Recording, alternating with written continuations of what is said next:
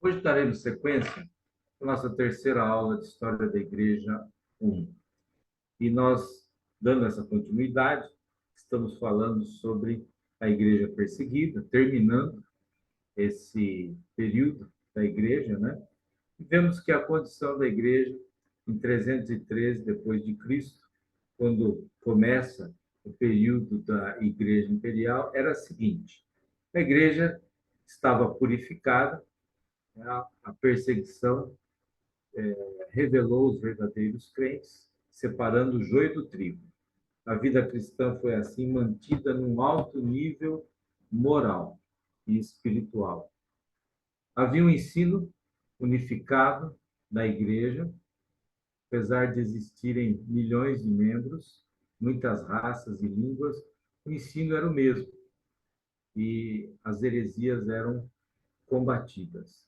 A igreja se organizou, ela passou a ser dividida em dioceses e dirigidas com mãos firmes pelos bispos. Era um exército disciplinado e unido. O crescimento da igreja, ela multiplicava-se apesar das perseguições. Alguém já disse com muita propriedade que o sangue dos mártires era a sementeira da igreja. E então a igreja, apesar de tanta perseguição, ela continuava crescendo a passos largos. E assim encerramos este período da igreja perseguida e vamos iniciar o terceiro período geral da história da igreja, que é a Igreja Imperial, que vai, esse período, desde 313, com o Edito de Constantino, até a queda de Roma em 476 depois de Cristo. Esse período caracteriza-se pelo fim das perseguições ao cristianismo e o crescimento do mesmo dentro do Império Romano. Então, as perseguições tão cruéis, difíceis, cessam praticamente de uma maneira total neste período, tá? Vamos ver então alguns tópicos. A vitória do cristianismo. Constantino foi o primeiro imperador cristão, né? Cristão entre aspas, porque acreditamos que este homem realmente não era um cristão nascido de novo, tá? Mas sim um político, tá? Até pouco tempo, poucos anos antes desse edito de Constantino, os cristãos ainda eram severamente perseguidos, né? Diocleciano abdicou ao trono e quatro pessoas, quatro líderes, disputavam para assumir o Império Romano.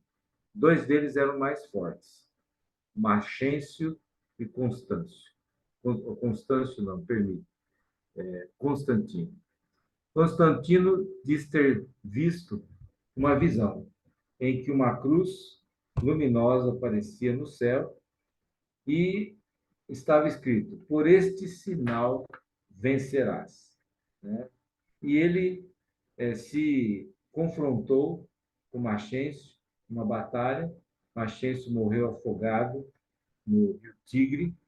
E Constantino, então, a partir daí, declarou-se cristão e promulgou o Edito de Milão, o Edito de Tolerância, onde o cristianismo deixou de ser uma religião perseguida e a sua adoração tornou-se legal em todo o Império Romano. Em 321, outro edito de Constantino transformou o domingo no dia de adoração e descanso em todo o Império. E este edito ele foi recebido e absorvido rapidamente em todo o Império Romano. Somente em 323 é que Constantino assumiu de fato o cargo de imperador romano, após derrotar Licínio, que o impedia de governar totalmente o território romano. Só assim, então, o cristianismo passou realmente a ser favorecido. Tá? teve um momento que o imperador e toda a corte eram cristãos, entre aspas, né? Por quê? Com a conversão de Constantino também, sua corte se converteu, os seus exércitos se converteram, e muita gente que nem conhecia nada de Bíblia, nunca tinha ouvido o Evangelho, passou a se dizer cristão. Tá? Dizia-se que Constantino não tinha bom caráter, era cruel, tirano, entretanto, foi um bom político.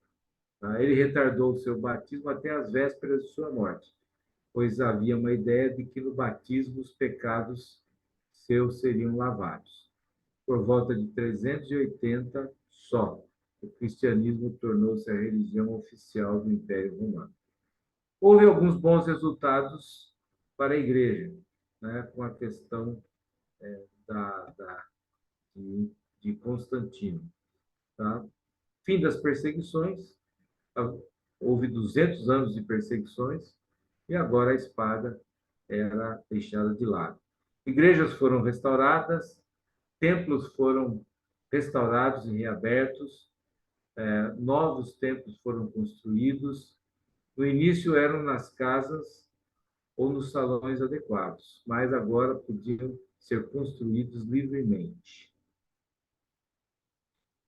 Diocleciano destruiu e confiscou templos. Todos foram restaurados nesse tempo. Edificaram mais templos. O nome era Basílica Romana, isto é, retângulo dividido por filas de colunas, tendo plataformas, a ideia de templo para os romanos. O próprio Constantino construiu templos em Jerusalém e Belém. Aconteceu também, como coisa boa, o fim dos sacrifícios pagãos. Né? A adoração pagã tolerava os sacrifícios, mas esses sacrifícios agora não eram mais permitidos. Tá? A dedicação de templos pagãos ao culto cristão. Então, templos que eram pagãos foram transformados em templos cristãos. Tá? Pequenos vilarejos e no campo, a adoração pagã ainda existia. Então, a palavra pagão originalmente significava morador do campo.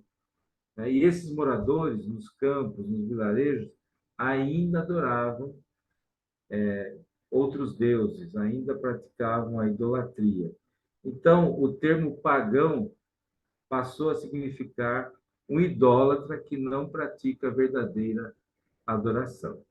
Né? Então, daí para frente, existiam cristãos e pagãos. Né?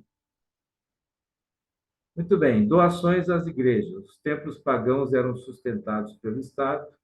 Com a doação para os templos, esses donativos passaram às igrejas e, com isto, enriqueceu as igrejas, os bispos, os ministros e todos que trabalhavam na igreja. Privilégios foram concedidos ao clero. Não era a lei do império, porém, mais tarde tornou-se lei esses privilégios. Não se exigia do clero os deveres cívicos. Eles eram isentos de pagamentos e impostos.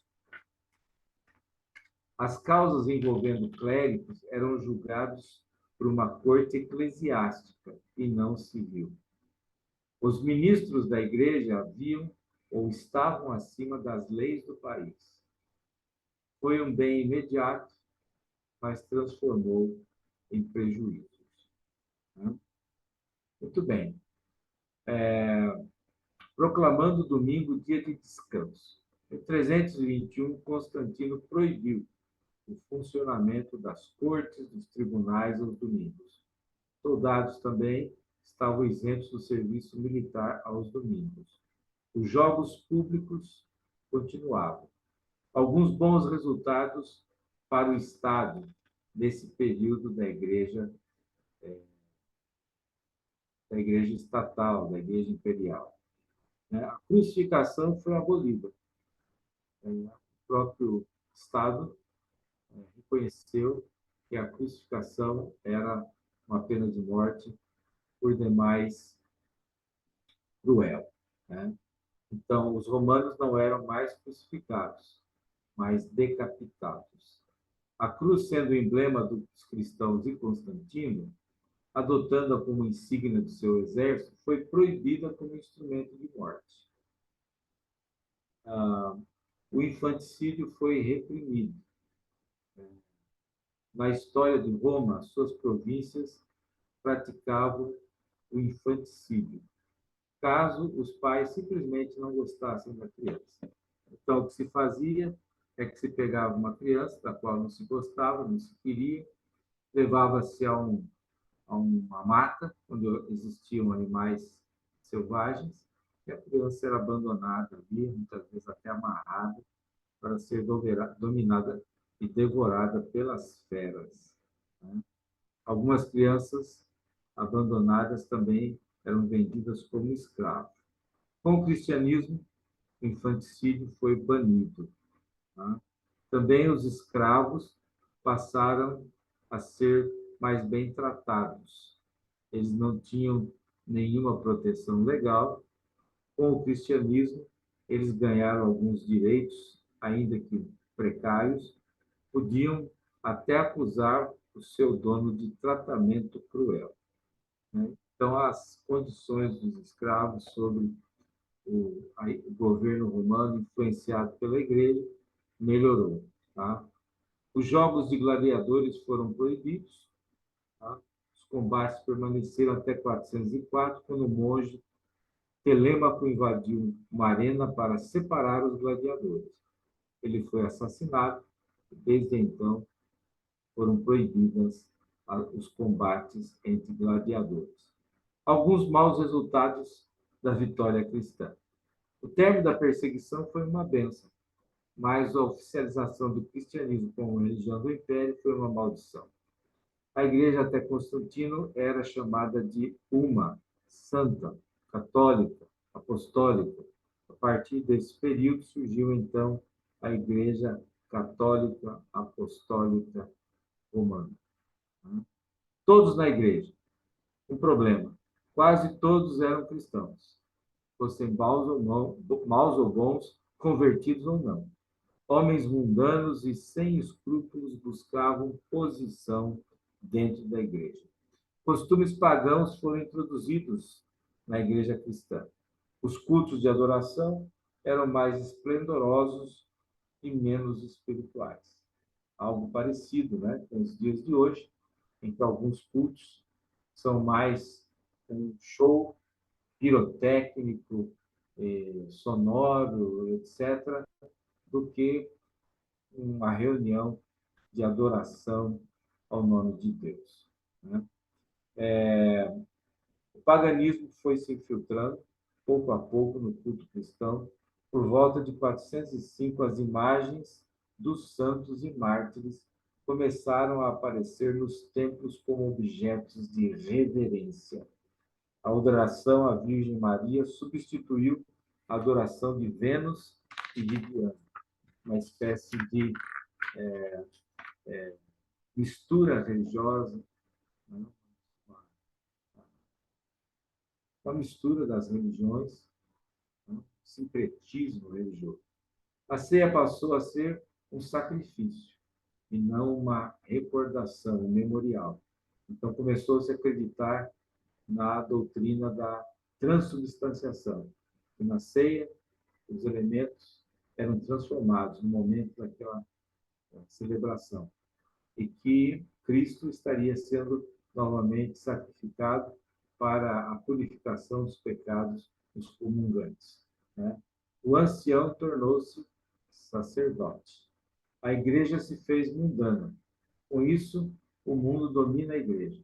Humildade e santidade são trocadas pela ambição, pelo orgulho, pela arrogância. Havia ministros fiéis, como Jerônimo e João Crisóstomo, mas muitos estavam longe do verdadeiro evangelho. Males resultantes da união da igreja e do Estado. Tanto a igreja como o Estado seriam mais bem-sucedidos se não fossem ligados. No Oriente, o Estado dominava de tal modo a Igreja que esta perdeu todo o poder que possuía. No Ocidente, a Igreja, pouco a pouco, usurpou o poder secular e o resultado não foi o cristianismo, e sim o estabelecimento de uma hierarquia que dominava as nações da Europa, fazendo da Igreja uma máquina política. A fundação de Constantinopla. Havia necessidade de uma nova aliança. Constantino percebeu que Roma era dominada pelas tradições e templos pagãos. Geograficamente, Roma era uma cidade exposta aos ataques dos inimigos. Os imperadores tinham poderes limitados e Constantino desejava uma capital sem laços de tradição. Sua nova posição geográfica. Bizâncio, cidade grega, que tinha aproximadamente 1000 anos de existência, localizada entre a Europa e a Ásia. Fortificada pela própria natureza, esta cidade, em 2500 anos, raramente foi conquistada por inimigos. Constantino planejou ali sua capital e fundou a cidade de Constantinopla, cidade de Constantino, em 330, que atualmente é a cidade de Istambul, na Turquia. A capital e a igreja. O imperador e patriarca, bispo, viviam em harmonia. Pela influência do imperador, a igreja se tornou escrava do Estado. Apesar de o patriarca João Crisóstomo afirmar constantemente que a igreja era independente. A igreja de Santa Sofia. Na nova capital, Constantinopla, não havia templos para ídolos. A igreja de Santa Sofia foi a maior igreja edificada por Constantino. Ela foi destituída por incêndio ou destruída por incêndio e reconstruída por Justiniano em 537, tornando-se o maior templo de todas as épocas. Constantinopla ficou sendo a capital do cristianismo até 1453, quando os turcos tomaram a cidade e o templo se tornou inexpito até depois da Segunda Guerra Mundial. A divisão do Império Romano. As fronteiras eram extensas e o perigo de invasão pelos bárbaros era grande. O imperador só não poderia fazer nada. A divisão do Império Romano começou em 305, quando Diocleciano começou a dividir a autoridade imperial. Em 395, Teodósio completou a divisão: Império Oriental e Império Ocidental, separados pelo Mar Adriático. O Império Oriental era denominado grego, ao passo que o ocidental era denominado latino, em razão do idioma que prevalecia em cada um deles. O fim do paganismo. Constantino era tolerante. Ele tolerou muitas coisas erradas, apesar de reconhecer o cristianismo. Sacrifícios de imagens, cessou as oferendas à estátua do imperador. Tolerava todas as formas de religião, conservou o título de pagão ao imperador de Pontifex Maximus, sumo pontífice, título dado aos papas até os dias de hoje. Sucessores intolerantes. O número de pagãos na igreja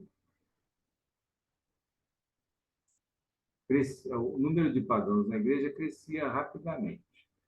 Os imperadores, depois de Constantino, aceleraram a conversão através da lei. Algumas leis tais como confiscação das doações aos templos pagãos. Essas doações que eram dadas aos templos pagãos eram confiscadas e passadas para o cristianismo. Repressão do infanticídio. Sacrifícios e ritos pagãos foram proibidos. O filho de Constantino decretou pena de morte e confisco de bem para os adoradores de ídolos. O paganismo teve até os seus mártires, que foram mortos nesse tempo. Templos pagãos foram destruídos, né? Outros foram dados aos cristãos. Destruição dos escritos anticristãos. Toda a literatura, né, que falava contra o cristianismo foi destruída. Proibição à adoração aos ídolos. Então, forçando os pagãos a tornarem-se cristãos nominais. Muito bem. Nesse tempo houve algumas controvérsias e concílios. O conflito com o paganismo praticamente acabava. Então começava agora o conflito com os pensamentos doutrinários. Enquanto lutava com as perseguições, a igreja permaneceu unida, mas agora sem perseguição vem dificuldades internas. Houve nesse período 3 grandes controvérsias doutrinárias. E para isso foram convocados concílios, onde somente os bispos podiam votar. Os demais tinham que se submeter às decisões do bispo. O primeiro desses conflitos ou controvérsias foi o arianismo, heresia doutrinária, especialmente sobre a relação do Pai e do Filho, na questão da Trindade. Por volta de 318, Ário, presbítero de Alexandria, defendeu que Jesus é superior à natureza humana, mas é que é inferior a Deus. Não admitia ainda a existência eterna de Cristo. Em seu desejo de evitar uma concepção politeísta de Deus, Ário acabou concebendo uma doutrina que recusava a verdadeira divindade de Cristo. Então, Cristo era uma espécie de super-homem ou semideus, né? Ele não era plenamente Deus e plenamente homem. O principal opositor de Ário foi Atanásio, também da cidade de Alexandria. Atanásio defendia a unidade do Filho com o Pai, a divindade de Cristo, a união hipostática e sua existência eterna. Então, ele acreditava, Atanásio, que Cristo era 100% homem, 100% Deus. As duas naturezas estavam juntas, mas não misturadas na pessoa de Jesus. Né? A contenda envolveu toda a igreja. Constantino tentou resolver a situação, mas não conseguiu. Convocou, então, o Concílio de Nicéia, formado por mais 300 bispos, em Bitínia, em 325. Atanásio era apenas um diácono, mas ele, apesar de não poder votar, ele fez uma defesa bem-sucedida contra a doutrina de Ário. Né? Ário foi derrotado no debate e Atanásio venceu. Né? Alguém disse para Atanásio que o mundo estava contra ele, e ele respondeu: assim seja, Atanásio contra o mundo. Atanásio foi perseguido, né, por Ário, que era amigo do sucessor de Constantino. Ele foi levado ao exílio 5 vezes, mas depois ele foi levado a Alexandria e morreu em 373. Né? Posteriormente, suas ideias foram aceitas pela Igreja, tanto do Oriente como do Ocidente. O Credo de Atanásio foi escrito por ele mesmo. A segunda heresia que surgiu nesse tempo foi a heresia apolinária, sobre a natureza de Cristo. Apolinário, bispo de Laodiceia, em 360, declarou que a natureza divina de Cristo tomou o lugar da natureza humana de Cristo. Segundo ele, Jesus não era homem, era apenas Deus em forma humana. A maioria dos teólogos sustentavam que a pessoa de Jesus não era a união, a maioria dos teólogos sustentavam que a pessoa de Jesus era a união de Deus e homem. A heresia de Apolinário foi condenada pelo Concílio de Constantinopla, em 381. Né? Apolinário, com isso, afastou-se da igreja. E a terceira controvérsia teológica é o pelagianismo, a respeito do pecado e a salvação. Pelágio, bispo que foi da Grã-Bretanha para Roma em 410, dizia que nós não herdamos tendências pecaminosas de Adão, mas que a alma faz sua própria escolha. A vontade do homem é livre e de cada um é responsável por suas decisões. Contra essa ideia surgiu Agostinho, que defendeu que Adão representava toda a raça humana. Defendia ainda que o homem não podia aceitar a salvação unicamente por sua própria escolha, mas somente pela vontade de Deus, o qual é quem escolhe aqueles que devem ser salvos. A doutrina de Pelágio foi condenada no Concílio de Éfeso, em 431 d.C. Já a doutrina de Agostinho tornou-se regra ortodoxa para a Igreja. Somente por volta do ano 1600 é que a Igreja se afastou do sistema doutrinário de Agostinho. O surgimento do monacato. Na Igreja primitiva, não existiam monges e freiras. Os cristãos viviam em família. A origem do monacato. Com o mundanismo na Igreja, milhares, centenas de milhares, milhões de pessoas que entraram para a Igreja sem terem uma conversão, um novo nascimento, trouxe isso muito mundanismo para a Igreja, né? Ao ponto que os verdadeiros cristãos estavam desapontados e queriam uma vida mais próxima de Deus. E a resposta para isso foi o monacato, o espírito monástico. Teve origem no Egito, com Antão, em 270. Ele tinha uma vida asceta, uma vida de devoção, e chamou a atenção e fez milhares de pessoas o seguirem. Ele habitava sozinho numa caverna no Egito. E essa prática, então, começou a se tornar uma coisa comum nesse tempo da Igreja Imperial, né? Quem vivia assim era chamado de anacoreta.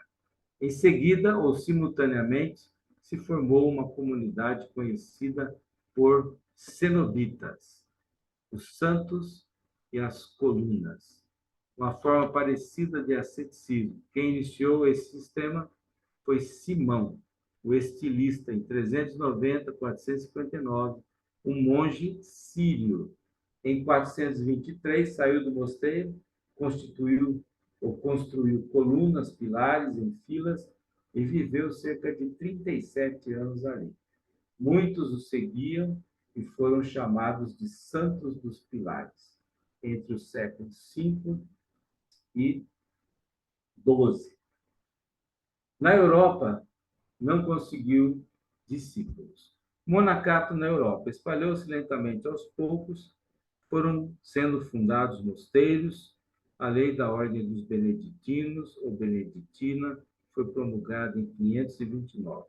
Desenvolveu-se na Idade Média e contribuiu com desenvolvimento comunitário, educação, escritos e registros e missionários aos bárbaros. Então, grande parte da cultura acabou sendo abrigada nos mosteiros da Idade Média. Ali é que haviam algumas escolas, havia também ali, em volta dos mosteiros, um desenvolvimento comunitário. Os monges, eles eram copistas de livros da própria Bíblia, né? Esses materiais eram feitos de forma artística e preservados nos mosteiros e conventos. E desses lugares saíram cristãos para evangelizar os bárbaros. Número 7. Desenvolvimento do poder na Igreja Romana, né? Algumas coisas foram contribuindo para isso. A capital era Constantinopla. Nesta época, o bispo de Roma já era chamado de Papa e ele queria o trono de autoridade sobre o mundo cristão. O poder do Papa ia aumentando. Por quê? Em primeiro lugar, semelhança com o governo imperial. Em um governo autocrático, comandado por um imperador, naturalmente influenciou a igreja que, da mesma forma, tivesse um chefe. A pergunta era: quem governará os bispos? Nesta época, destacavam-se alguns bispos: o de Jerusalém, o de Antioquia, Alexandria, Constantinopla e Roma. O bispo de Roma adotou o título de pai e depois tornou-se papa, em latim. Afirmação da sanção apostólica. Os papas começaram a buscar o poder apostólico. A Igreja de Roma citava pelo menos dois nomes, Paulo e Pedro. Seguiu-se a tradição que Pedro teria sido o primeiro papa de Roma. Usavam os textos de Mateus 16, 18 e João 25, 21, 17, onde Pedro é chamado de pedra, né? Sobre esta, tu és Pedro, e sobre esta pedra edificarei a minha igreja. Embora o texto não se refira realmente a Pedro, mas a declaração que ele fez que Jesus Cristo era o Filho de Deus. E outro texto que se usa é apacenta as minhas ovelhas, como se Pedro fosse, então, o pastor de todos os cristãos. O caráter da Igreja Romana. Os bispos de Roma consideravam mais fortes, sábios e enérgicos do que os bispos de Constantinopla. Por isso, a influência deles era maior em toda a Igreja. A Igreja Romana, pelo fato de continuar a ser uma igreja ortodoxa, na sua doutrina, não permitia a influência de heresias. A Igreja de Roma era prática, cuidava dos pobres. A mudança de capital. Apesar de a capital ter mudado para Constantinopla, o Papa em Roma continuou tendo muita influência. Em Constantinopla, o imperador dominava a igreja. Já em Roma, não havia esse problema. O Papa, em Roma, era a maior autoridade da região e todas ainda respeitavam Roma. A lealdade do imperador, pouco a pouco, passou para o Papa. Foi assim que a Igreja de Roma começou a ser considerada a autoridade principal de toda a Igreja.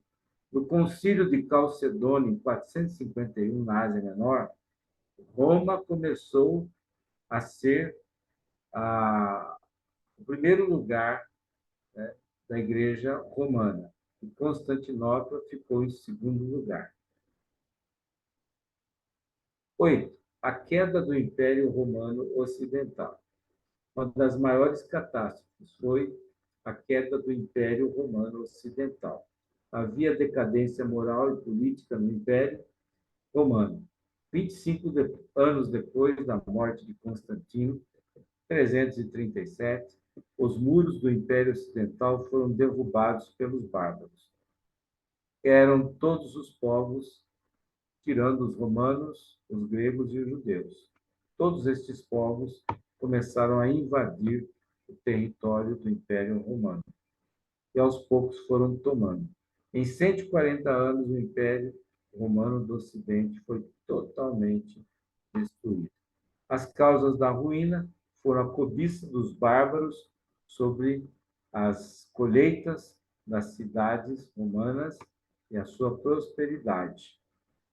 O despreparo das legiões romanas, que depois de alguns séculos de pax romana, não estavam mais disciplinados e preparados para enfrentar os bárbaros que invadiam de uma maneira agressiva as fronteiras do Império. O Império estava debilitado pelas guerras civis. Quando o imperador morria, cada exército da província apresentava o seu candidato e a decisão não era feita pelo voto, mas pelas armas. Então, durante o espaço de 90 anos, 80 chefes foram proclamados imperadores. Cidades eram saqueadas e o exército era remunerado de forma exagerada, espoliando e se apropriando de bens das cidades conquistadas. Como resultado, as guarnições militares foram retiradas das fronteiras e a terra foi deixada sem defesa, à mercê de invasores. Movimento das tribos asiáticas. Os bárbaros disseram que foram obrigados a invadir o Império Romano porque ferozes tribos asiáticas e suas famílias tomaram suas terras. Não se sabe, por certo, o motivo porque eles fizeram isso. Talvez fosse a seca ou a fome. Estas tribos eram chamadas de hunos e também constituíam inimigos do Império Romano, mais terríveis. As tribos invasoras foram várias. Os visigodos, em 376 depois de Cristo, viviam no Danúbio e no Mar Báltico. Dirigidos por Alarico, invadiram a Grécia e a Itália, saquearam Roma e estabeleceram um reino no sul da França. Os vândalos, 406 depois de Cristo, dirigidos por Genserico, invadiram a França, conquistaram a Espanha, os países norte da África. Os francos, uma tribo germânica, capturaram o norte da Gália e deram o nome de França. Mais tarde, o rei Clovis se converteu ao cristianismo e o povo seguiu. Eles ajudaram o norte da Europa a se converter ao cristianismo, embora às vezes empregassem força. Os anglo-saxões, advindos da Dinamarca e dos países do norte, viram a Grã-Bretanha abandonada pelos romanos e realizaram várias invasões até quase extinguirem o cristianismo. Somente mais tarde o reino anglo-saxão se converteu ao cristianismo através dos missionários romanos enviados por Gregório I. Os hunos, 450 depois de Cristo, dirigidos pelo terrível Átila, invadiram a Itália, ameaçaram destruir o Império Romano e todos os países sob o seu comando. Os godos, os vândalos, os francos se uniram a Roma contra os hunos. Travaram a Batalha de Chalons, em 451, no norte da França. Os hunos perderam e Átila morreu. Assim, demonstrou que a Europa não ia ser dominada pelos asiáticos. A queda de Roma, 476 depois de Cristo. O vasto Império Romano, devido às constantes invasões bárbaras, ficou reduzido apenas ao território em volta da capital. Os Érulos, tribo germânica, dirigidos por Odaocro, destronou o menino imperador Rômulo Augusto. Odaocro tomou o título de rei da Itália e assim findou o Império Romano Ocidental. Este império durou 1500 anos. O Império Romano Ocidental iniciou-se com a fundação de Constantinopla, 330 depois de Cristo, e durou até 1453. A Igreja e os bárbaros. A maioria das tribos era pagã. Os godos eram exceção. Ário os converteu ao cristianismo, possuíam bíblias em sua própria língua. A maioria das tribos se converteu por causa dos godos e dos povos que conviviam no império. O cristianismo ainda era vivo e ativo, conquistou muitas raças invasoras. O império político de Roma caiu, mas o império eclesiástico de Roma permaneceu e ainda tinha fortes influências. Alguns dirigentes eclesiásticos deste período: Atanásio, 296 a 373, né, foi defensor da doutrina cristã, do Concílio de Nicéia, combateu fortemente Ário e as suas heresias. Mais tarde tornou-se bispo de Alexandria, aonde morreu. Em 367, escreveu a famosa Carta Oriental, onde defendia e enumerava os 27 livros do cânon do Novo Testamento, como os temos hoje. Defendia ainda que nenhum outro livro fosse considerado escritura cristã.